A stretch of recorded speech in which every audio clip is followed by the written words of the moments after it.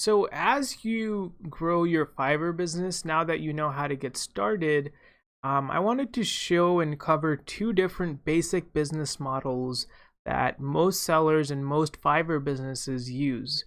So when you're starting, there's a great chance that you probably are starting with the in-house model.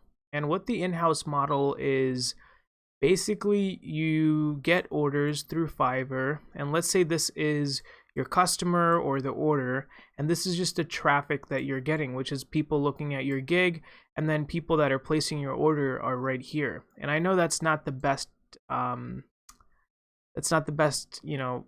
picture or whatever to draw, but I want to explain the point here. And this is you, right here, right? Whatever your name is, Joe, Susie, whatever. So when you get this order, you're reading the requirements and then you are doing the work all by yourself right here, probably with a laptop or whatever in your house. So hence the name in-house. And what you're doing is you're handling all the back and forth with your customer, making sure that they like it. And when the final product is ready, like, your perfect final product, you're delivering it. So this is cool. What happens is when you are the engine for your business, you can't handle as much stuff. Imagine if you got 10 orders a day or 20 orders a day. How would you handle this?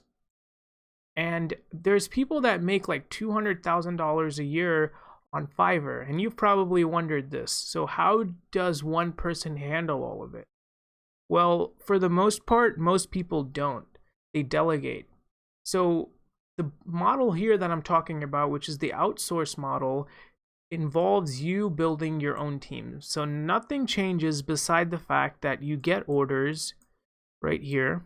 Let's just say you get 2 this time, right?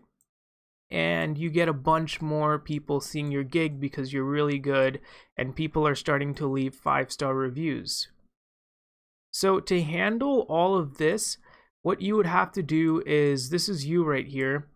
Instead of you sitting at home on your laptop doing all these works and basically juggling, because that's what you're doing at this point. And there's this thing called critical mass on any platform or anything. If you just type in critical mass on Google, you'll understand what it is. And it's basically once the pendulum swings, you're going to start just keep getting tons of orders if you're already getting a good amount of orders or if you're seeing an increase. So to handle this, what you want to do is go from in-house to outsource.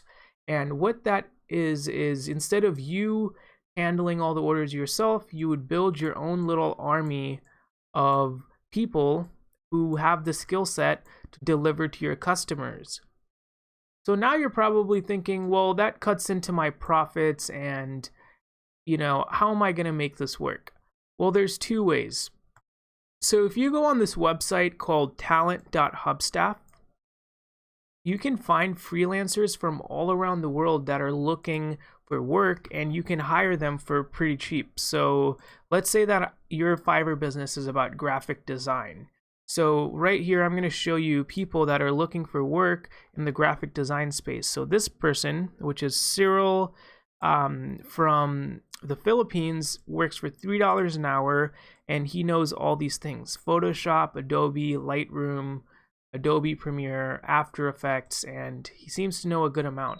So what you would do is you would post a job and you could invite Cyril to your job to apply, and you can communicate. So the place you can do this for free is talent.hubstaff. And also the other option that you have is you can simply just make another Fiverr account and you can reach out to people and be like, hey, I plan on bringing you a lot of work. Can you work out some kind of discount for me? And you guys can get creative on how you're going to do that. But do keep in mind, Fiverr doesn't like people to interact or even change information where you can communicate outside of their platform. So things like asking people for their email or phone number doesn't work, but you could try to, ask for their social media if they have that. So the first way is, of course, let me just change the thing here. So first thing, if you want to deal with increasing demand in your business, is build your team. So you can build your team locally if you want. The problem with that is hiring people in the United States can be very expensive. But if your product is of like a higher ticket, you can't afford to do that. So you can do that. One, that is how you build a team.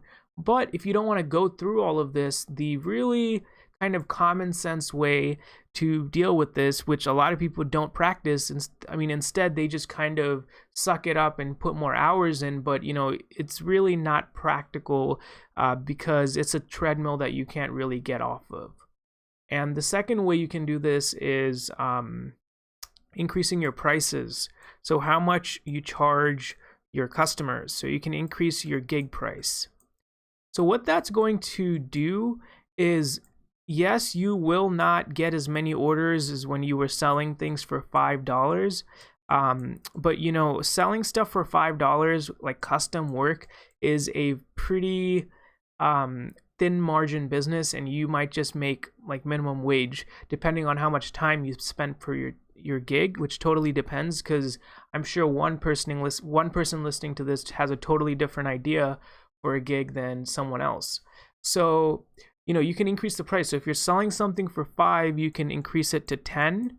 And as you see, like people on Fiverr, as they get better and better, they will increase their price, which what used to be $5 to $20. And then, they keep increasing it to $50. And then, sometimes they stop getting orders because what people used to expect for $5, now you're charging $50. So what they end up doing is they end up decreasing their price. So they don't go all the way back to $5, but they find some part of the price chart which works better for them. So guys, those are the two ways that as you start growing your Fiverr business, those are two business models which one you probably have adopted, and the outsource model which you can look into. So, and these are two ways that you can deal with, your Fiverr business growing rapidly. And this is a great problem to have. Most people, they want these kinds of problems. So there's good problems and bad problems. These are good problems.